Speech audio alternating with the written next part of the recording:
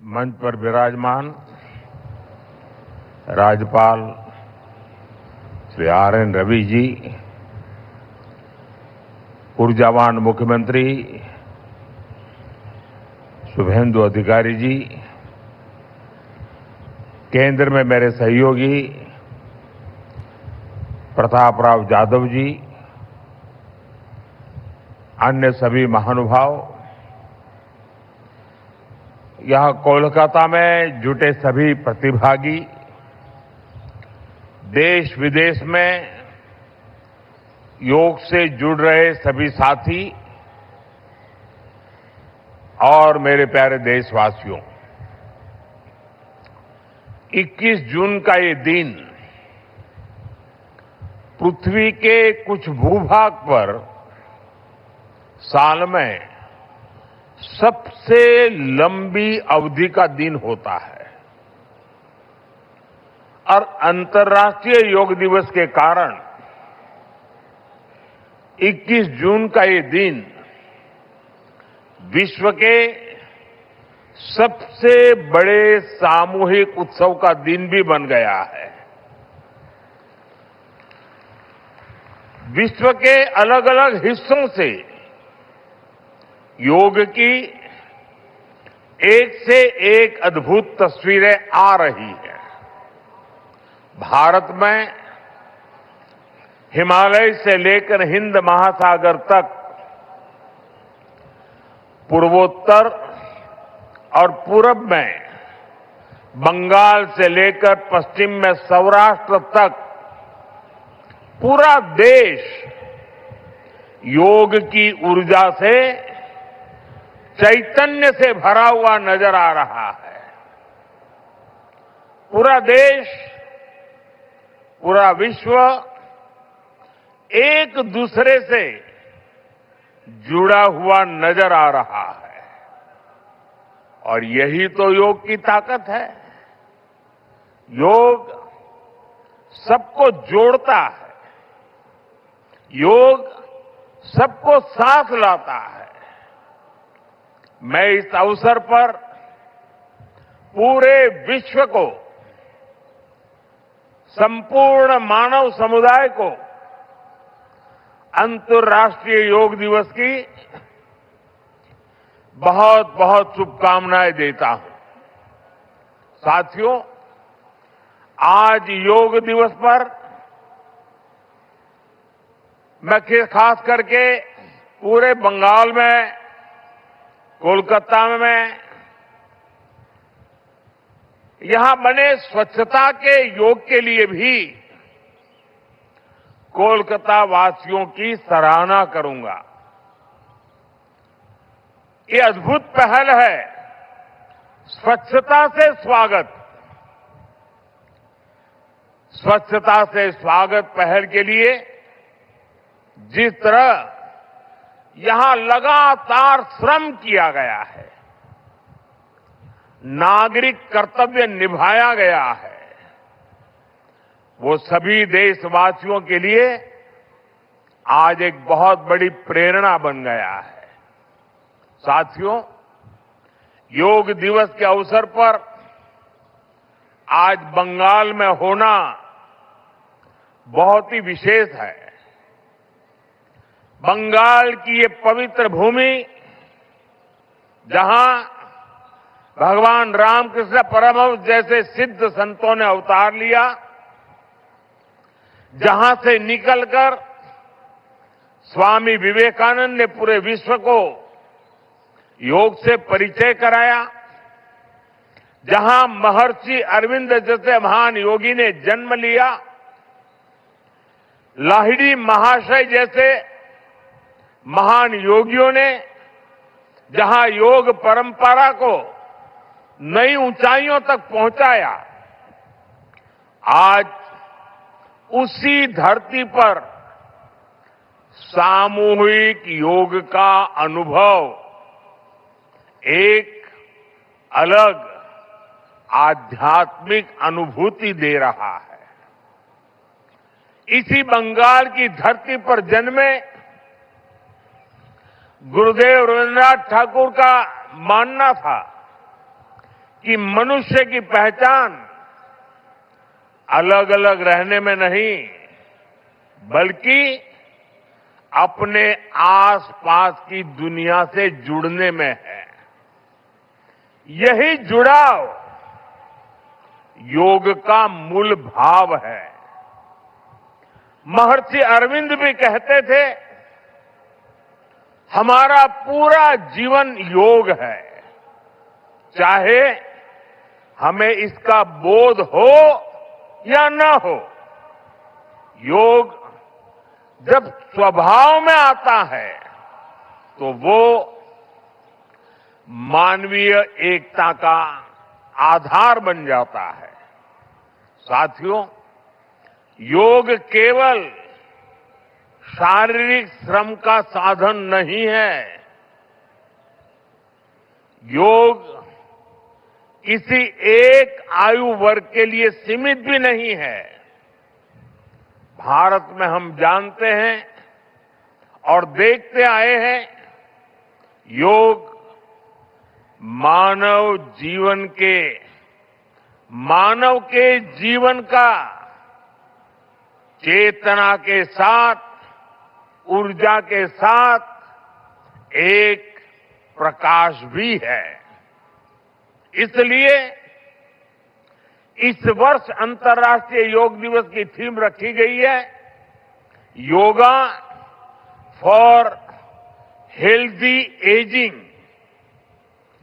उम्र बढ़ने पर भी हम स्वस्थ रह सकते हैं, हम ऊर्जावान और सक्रिय रह सकते हैं। योग हमें इसके लिए मार्ग दिखाता है। Friends, when we speak of yoga for healthy aging, it means that we can work to ensure that age does not reduce human potential. Yoga can help human life to aspire for constant growth. Our target must be to be more flexible at 40 than we were at 20. Our target must be to be more energetic at 50 than we were at 30. Our target must be to be more resistant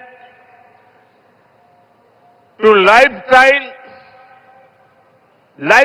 disease at 70 than we were at 50. This is where yoga can help us. It helps us tune our bodies to be flexible. It keeps our energy level high.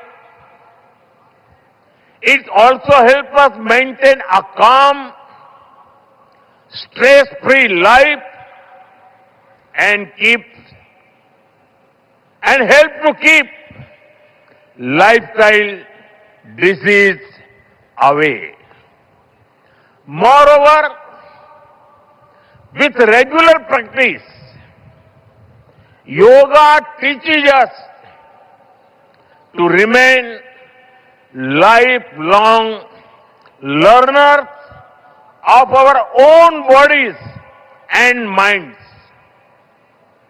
The more we know about ourselves, the better we can manage ourselves. That is why yoga for healthy aging,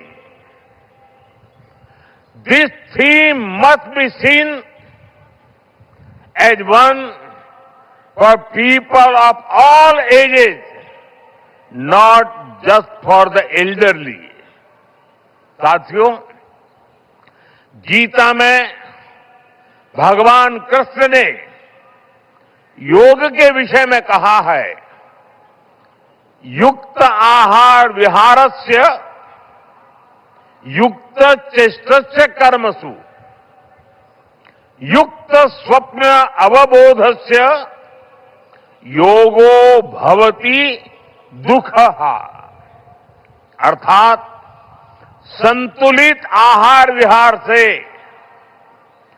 संतुलित क्रियाओं और कर्मों से, संतुलित नींद और जागने से योग दुखों का नाश करने वाला हो जाता है। ये संतुलन ही योग का आधार है। यही संतुलन हमारे जीवन का आधार भी है। लेकिन ज्यादातर लोग आज इस आधुनिक समय में जीवन के असंतुलन से ही जूझ रहे हैं। बहुत मशक्कत करनी पड़ रही है उनको। योग हमें जीवन को बैलेंस वे में जीने की कला सिखाता है। योग हमें डूज और डोंट सिखाता है। और जब हम हमारे शरीर को सही ढंग से चलाना सीख लेते हैं तो स्वास्थ्य हमारा स्वभाव बन जाता है। साथियों, योग केवल हमारे शारीरिक स्वास्थ्य पर ही फोकस नहीं करता। योग मानसिक स्वास्थ्य से शारीरिक स्वास्थ्य का मार्ग दिखाता है। इसलिए योग के विषय में युक्त चेष्टस्य कर्मसु कहा गया है। यानी हमें क्या करना चाहिए, क्या नहीं करना चाहिए, इसका बोध। ये बोध हमारे जीवन में शांति का स्रोत तो बनता ही है। इससे विश्व शांति का मार्ग भी खुलता है। इसलिए योग आज केवल हमारी पर्सनल लाइफस्टाइल के लिए जरूरी है इतना ही नहीं है। योग दुनिया के बेहतर भविष्य के लिए एक आवश्यकता भी है। साथियों, अंतर्राष्ट्रीय योग दिवस के अवसर पर करोड़ों लोग योग से जुड़ते हैं। लेकिन आज का ये दिन हमें अपने साझा संकल्प को फिर दोहराने का अवसर देता है। आइए हम संकल्प लें, योग को केवल एक दिवस तक सीमित नहीं रखेंगे। योग को केवल एक कार्यक्रम तक सीमित नहीं रखेंगे। हम योग को अपने जीवन का हिस्सा बनाएंगे, अपने परिवार का हिस्सा बनाएंगे, अपनी आने वाली पीढ़ियों का हिस्सा बनाएंगे। साथियों, इसी दिशा में इस वर्ष योग 365, योग 365 की पहल को भी आगे बढ़ाया गया है। इसके तहत 100 दिन के ऑनलाइन योग कार्यक्रम का आयोजन किया गया है, जिसमें अभूतपूर्व जनभागीदारी देखी गई है। 130 देशों के 30 लाख से अधिक लोगों ने इसमें भाग लिया है। साथियों, जब समाज स्वस्थ होगा तब राष्ट्र भी अधिक सक्षम, अधिक समृद्ध और आत्मविश्वासी बनेगा। मैं लिए मैं सबके लिए कामना करता हूं, सर्वे भवन्तु सुखिनः, सर्वे सन्तु निरामया। इसी के साथ आप सभी को एक बार फिर अंतर्राष्ट्रीय योग दिवस की बहुत बहुत शुभकामनाएं, बहुत बहुत धन्यवाद।